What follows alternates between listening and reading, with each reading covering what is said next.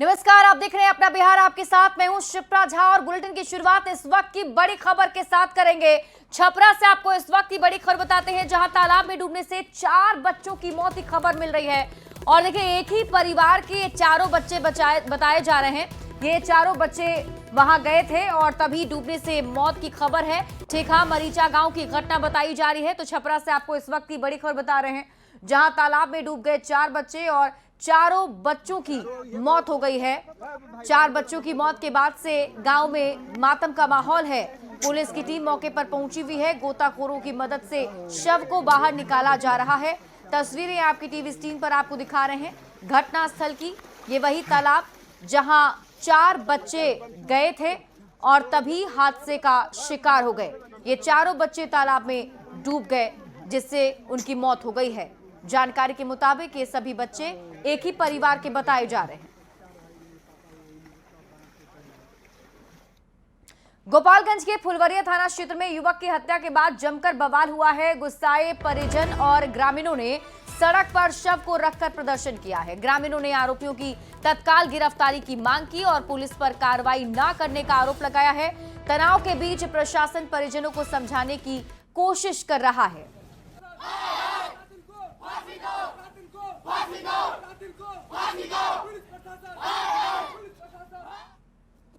कल का ये वाकया है 4 बजे का। कल शाम का 4 बजे का बात है। अभी तक प्रशासन कुछ नहीं किया।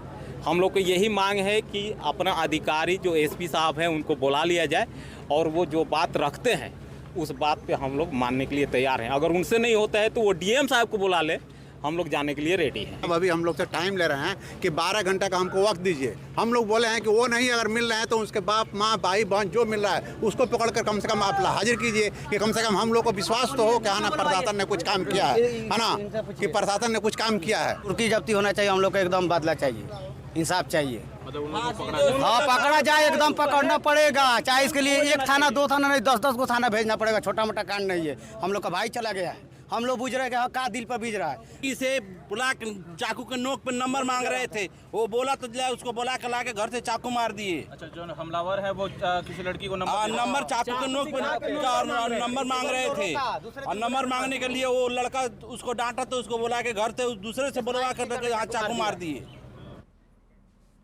भागलपुर से आपको इस वक्त की बड़ी खबर बताते हैं, जहां तिलका मांझी भागलपुर विश्वविद्यालय में एबीवीपी के कार्यकर्ताओं ने मूलभूत सुविधाओं की मांग को लेकर जमकर हंगामा किया है। कार्यकर्ताओं ने विश्वविद्यालय परिसर के कई विभाग को बंद कर प्रशासनिक भवन को बंद करा दिया है। छात्रों का आरोप है कि टीएमबीयू में पढ़ाई करने वाले हजारों छात्र छात्राओं को ना तो समय पर प्रमाण पत्र मिल रहा है और ना ही क्लासरूम में बुनियादी सुविधाएं ही मिल रही हैं। इससे नाराज एबीवीपी कार्यकर्ताओं ने विश्वविद्यालय में जोरदार प्रदर्शन किया और कई विभागों को बंद करा दिया है। इस दौरान गेट तोड़ने की कोशिश भी की गई। हालांकि मौके पर सुरक्षा कर्मी ने हालात को संभाल लिया। वहीं विश्वविद्यालय प्रशासन ने जल्द ही सभी समस्याओं के समाधान का आश्वासन दिया। लगातार आप देखेंगे तो विश्वविद्यालय में हजारों छात्रों का यहाँ मेला लगा रहता है। हमने कई बार छात्रों से पूछा तो उन्होंने बताया कि 3-3 साल हो गया हमारा डिग्री कटने से, चालान कटने से, लेकिन हमको डिग्री नहीं मिला है। सोचिए कि वो छात्र जो कहलगांव से आता हो, देवघर से आता हो, पूर्णिया से आता हो, वैसे छात्रों के बीच कैसा मैसेज जाता होगा कि हर सप्ताह 10 सप्ताह उनको यहाँ आना पड़ता है, तब भी डिग्री नहीं मिलता है। कुलपति महोदय का जो दृष्टिकोण है कि कोई परेशानी छात्रों को नहीं हो, लेकिन छात्र के लिए हम लोग हैं, कहीं ना कहीं दिक्कत है हम लोग में, जो उसका समस्या का समाधान हम नहीं कर पा रहे हैं। बातचीत करके सारे अफसरों को बैठाते हैं कि किस तरह इस समस्या से हम निजात पा सकते हैं।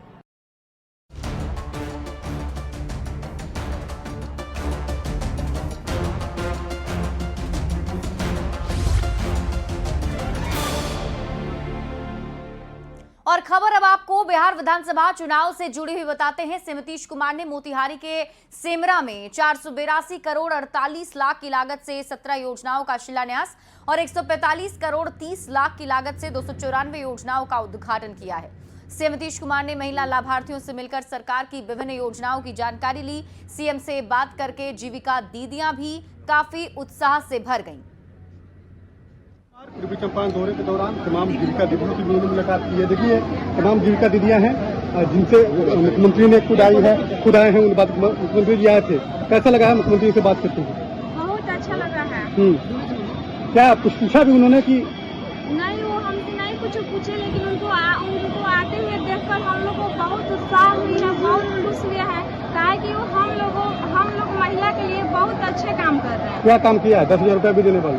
10,000 से लेकर 2 लाख तक हम लोग को रोजगार करने के लिए पैसा दे रहे हैं। आप लोग धन्यवाद दिए? जी, हम लोग उनको धन्यवाद देने के लिए सारे जीविका दीदी लोग आए हुए। क्या नाम है आपका?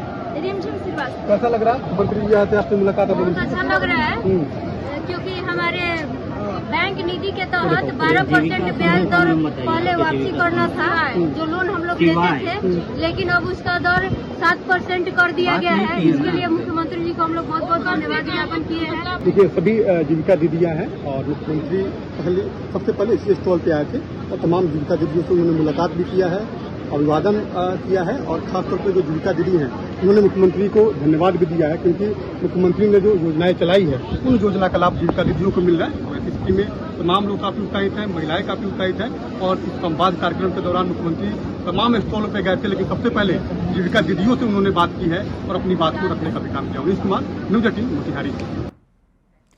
वहीं बेतिया में डिप्टी सीएम सम्राट चौधरी ने विपक्ष पर हमला करते हुए कहा कि लालू प्रसाद ने 15 सालों तक बिहार को लूटा। आरजेडी की सरकार में बिहार में अपराधियों का बोलबाला था। जंगल राज का भी डिप्टी सीएम ने जिक्र किया। उन्होंने बताया कि सरकार ने वाल्मीकि नगर में लव कुश पार्क का निर्माण कर समाज को सम्मान दिया है। साथ ही वाल्मीकि नगर एयरपोर्ट का निर्माण भी जल्द पूरा होगा।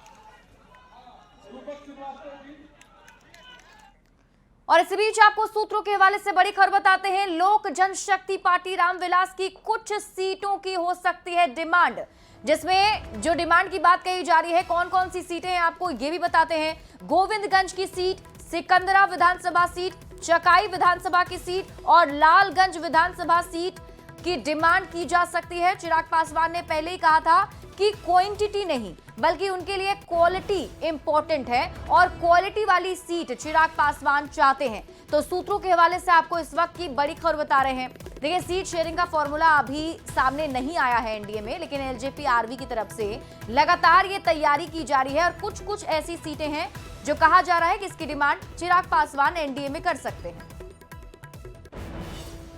तो आगामी चुनाव को लेकर महागठबंधन की पटना में चल रही बैठक अब खत्म हो गई है। यह बैठक लगभग 2.5 घंटे तक चली और इस बैठक के बाद कांग्रेस विधायक दल के नेता शकील अहमद खान ने कहा कि हम लोगों के बीच सभी मुद्दों पर हम लोगों के बीच बातचीत हुई है और बातचीत बहुत अच्छे तरीके से हुई है। हालांकि जब उनसे ये पूछा गया कि सीट बंटवारे के दौरान कांग्रेस को 54 सीट दिए जाने की बात सामने आ रही है, तो इस पर उन्होंने कहा कि आप लोग कयास लगाते रहिए, सब कुछ जल्द फाइनल हो जाएगा।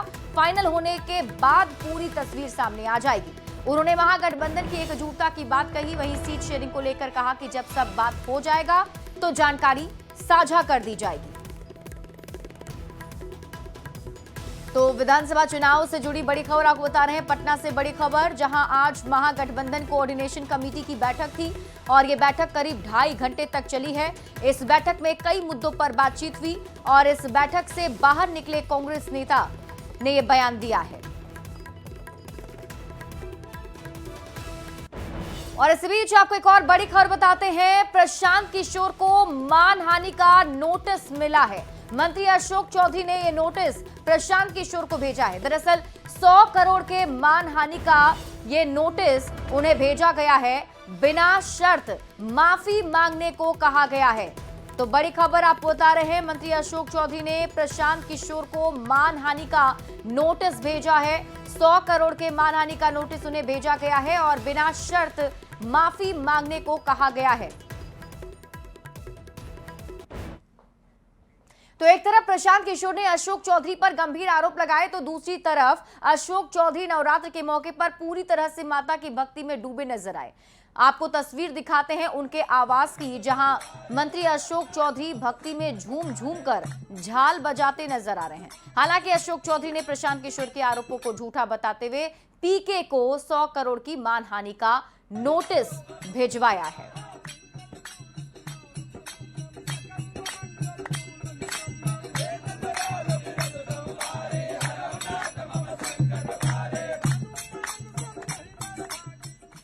बढ़ते आगे, बिहार के मंत्री संतोष सुमन ने एनडीए में सीटों के बंटवारे को लेकर एक बड़ा संकेत दे दिया है। जहानाबाद में उन्होंने कहा कि अक्टूबर के पहले हफ्ते में सीटों का बंटवारा हो जाएगा, यानी 1 अक्टूबर को गठबंधन के सभी 5 दलों के नेता एक साथ बैठक करेंगे, जिसमें सीटों पर अंतिम फैसला हो जाएगा और उसके बाद अक्टूबर के पहले हफ्ते में सीट शेयरिंग का फॉर्मूला सामने होगा। छठे चरण का एनडीए कार्यकर्ता सम्मेलन 28 सितंबर को समाप्त हो रहा है। मैं एक बार आप लोग से ही आग्रह करूंगा कि हमारे देश से 2025 के चुनाव में आप अपने गांव अपने घर का बेटा हम लोग से पहले उनके बेस्ट कार्यक्रम के चलते हैं।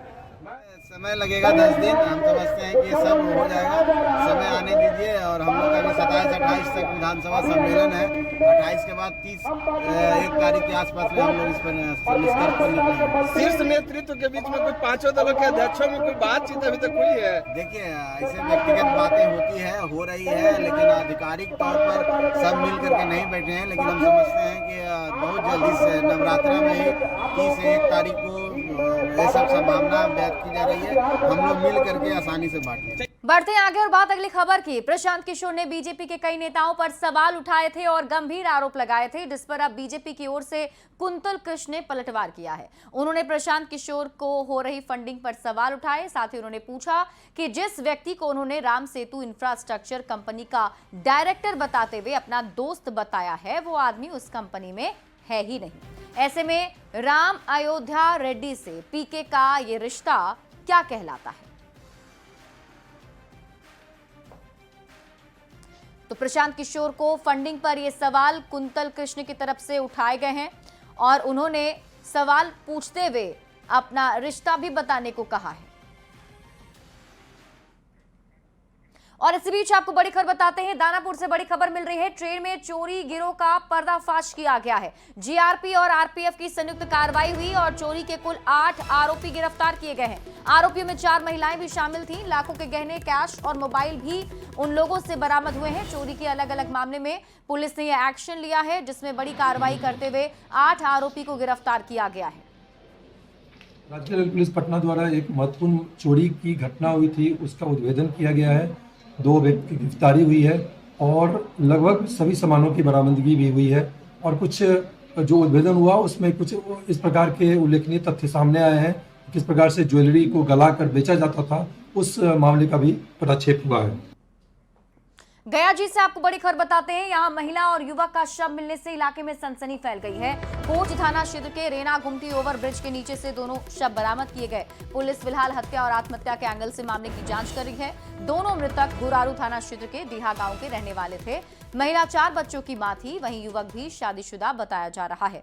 युवक के पास से आधार कार्ड, मोबाइल और जहरीली चीज भी मिली है। भागलपुर में बाढ़ का खतरा खत्म होते ही डेंगू का प्रकोप तेजी से फैलने लगा है। जेएलएनएमसीएच में के फैब्रिकेटेड वार्ड में डेंगू के 8 मरीज भर्ती हैं, तो कई मरीजों को ठीक होने के बाद अस्पताल से छुट्टी दे दी गई है। हालांकि लगातार डेंगू के नए मरीजों की पहचान भी हो रही है, खासकर बाढ़ के कारण जहां जलजमाव की स्थिति बनी हुई है, उस इलाके में लोग डेंगू की चपेट में आ रहे हैं। भागलपुर में डेंगू का प्रकोप तेजी से फैल रहा है। शहरी क्षेत्र के साथ साथ ग्रामीण क्षेत्र के लोग डेंगू की चपेट में आ रहे हैं। जेएलएनएमसीएच के फैब्रिकेटेड वार्ड में डेंगू के 10 मरीज भर्ती हैं, जहां पर सभी मरीजों का समुचित ढंग से इलाज किया जा रहा है।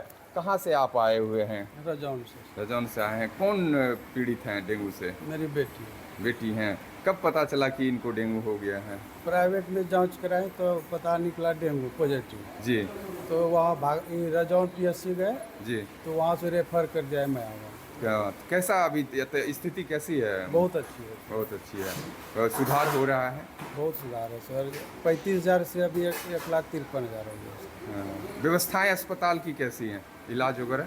इलाज तो सब ठीक ठाक है। एक बार तस्वीर देख लीजिए कि किस तरह से फैब्रिकेटेड वार्ड में जो है डेंगू के मरीजों का समुचित तरीके से इलाज किया जा रहा है। बता दें कि भागलपुर में पिछले साल डेंगू से स्थिति काफ़ी भयावह हुई थी और एक बार फिर से इस साल जो है डेंगू का प्रकोप भागलपुर में तेज़ी से फैल रहा है। मायागंज अस्पताल के फैब्रिकेटेड वार्ड में बीते 24 घंटे में 4 मरीजों को डिस्चार्ज भी किया गया है। विकास कुमार सिंह, न्यूज 18 भागलपुर।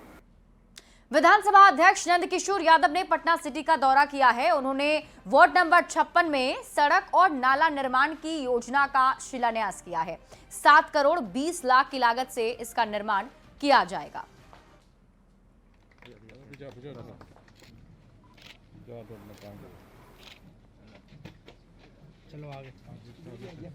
आज 5 योजनाओं के काम का शुभारंभ हो रहा है। इसमें करीब 7 करोड़ 20 लाख से अधिक की लागत इन योजनाओं को पूरा करने में लगेगी। सभी को कहा गया है कि 2 महीने के अंदर अपना काम पूरा करें ताकि लोगों को राहत मिल सके। और इसी के साथ इस बुलेटिन में अभी के लिए बस इतना ही। आप देखते रहिए न्यूज 18 बिहार झारखंड।